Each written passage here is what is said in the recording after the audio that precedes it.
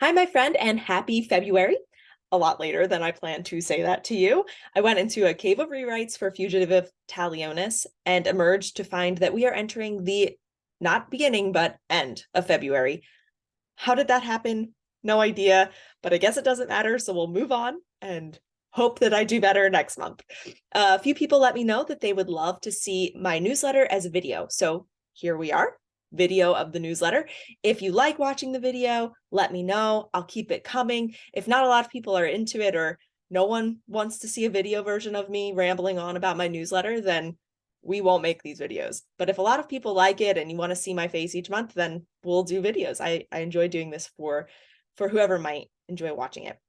So I have some super exciting updates for today, and I'm really about bursting to share them all with you. So we are going to just dive in. But first, I want to say thank you to everyone who played my game for uncovering the title of book 2 of the Taliona series in my last newsletter. I had so much fun getting your emails, seeing your guesses. So many of you got him right. Some people even said that they started realizing they were playing a game right away before they even got to my instructions, which super cool. Props to you. I would not have known if I had not done it myself. So good job.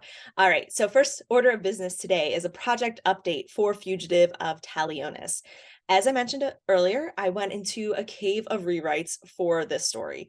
The past few weeks have been a vortex of me editing, changing, rewriting all these different parts of the story. And let me tell you, full disclosure, my emotions were all over the place, like for real, all over the place.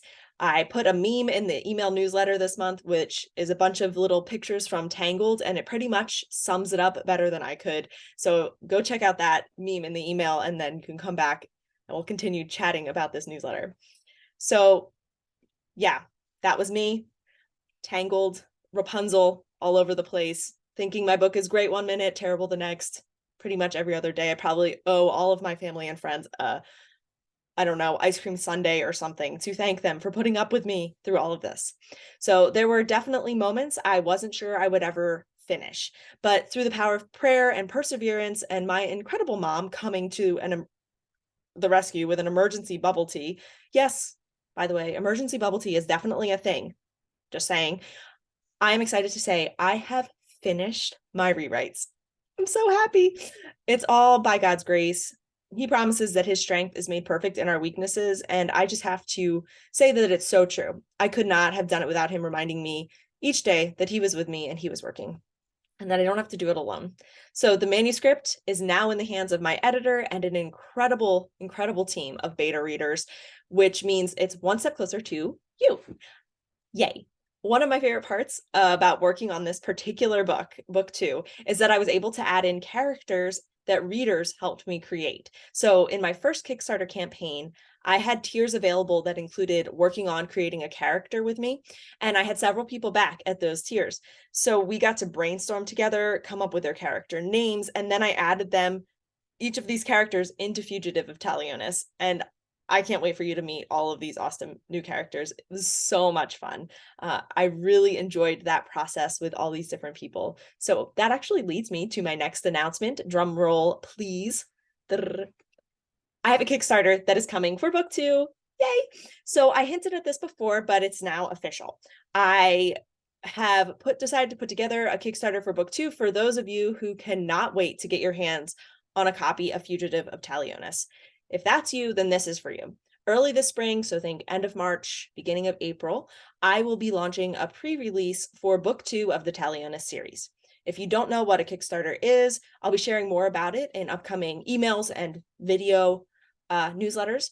And I have so many fun things planned for this campaign. So I think it's going to be a blast for all of us. But until then, you can check out my Kickstarter for book 1. I'll put a link in the notes below. And if you want like that way we'll get an idea to see what this next campaign might look like. And really, this is the most important thing. If you want to get Fugitive of Talionis months, literally months before it officially releases in the fall of 2023, then this is the way you can make that happen. 30 days of the Kickstarter is going to be your way to get early access to this book. Otherwise, you're not going to be able to get it until the fall of this coming year. Not this coming year, this year, fall of 2023. My brain is still in edit mode.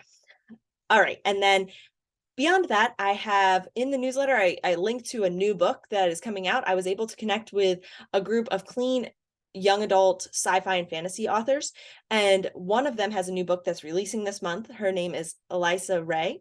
And she just released book 4 in her Elves of Eldaron series. But it's called The Elven Healer's Apprentice. And this book is a light fantasy romance novella about a romance between an elven healer and a human woman. It features grumpy sunshine romance where opposites attract when they encounter forced proximity and jeopardy. So it sounds like a lot of fun.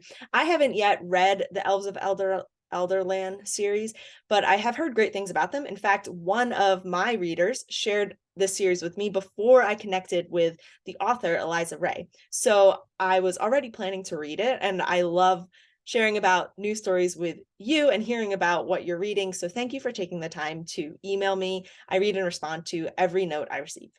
So my final thought for now. Over these past few weeks of intense rewrites, things have been a bit crazy for me. Unexpected bills, difficult situations, just all around insanity. Unfortunately, I'm sure you completely understand what I mean. We all hit those times in our lives. There were moments when I wanted to throw in the towel or pull out my hair, needs to be cut anyway.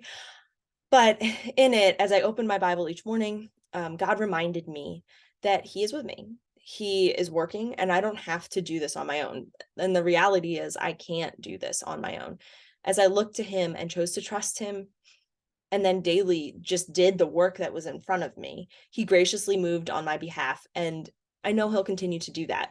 So, one of my favorite verses is 2 Corinthians 12:9, and it says, "And He, Jesus, said to me, 'My grace is sufficient for you, for my strength is made perfect in weakness. Therefore, most gladly, I will rather boast in my infirmities, that the power of Christ may rest upon me.'" And I have found personally that this verse is a reality in my own life. In my weakness, God's strength really is made perfect. And my friend, I really am so weak, but my God isn't. And it's just, I wanted to say to you, if you're in a tough season right now and feeling overwhelmed and weak, I just want to remind you that Jesus will meet you there. That doesn't mean He's going to come in and change all of your circumstances. He probably won't, but He will walk with you through them if you'll let Him. And one quick reminder beyond that, when God calls us to something, there are bound to be attacks and a battle in an attempt to keep us from doing that very thing that God has set before us to do. And I don't know about you, but I am going to get up and fight every single day. And my hope and prayer is that you will as well. We all need to be in this battle together. We can't do it alone. And I know that one of the reasons I've been able to get through these past few weeks is because I have people who are praying for me and here for me. And if one of those people is you, thank you so much. I really can't thank you enough for what that means to me. And if there's any way I can be praying for you, please reach out and let me know. I want to have that relationship with you where we can pray for each other. So that's all for today, but I will be in touch again soon with more information and fun things to come. Hope and grace. Talk to you later.